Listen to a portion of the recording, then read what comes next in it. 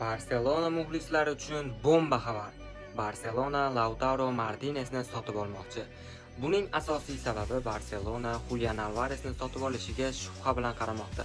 Julian hozirda Atletico mashg'ulotlariga qaytdi va Diego Simeone bilan shunchaki do'stona suhbatlashganidan Barselona g'azablandi. Shuning uchun Barselona uning o'rniga Lautaro Martinesni sotib olmoqchi.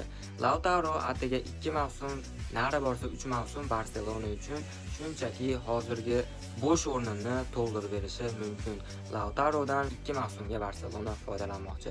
Birinchidan narxi arzon, ikkinchidan esa Lautaro Barselonaga o'tish uchun oyligini ham kamaytirishga tayyor.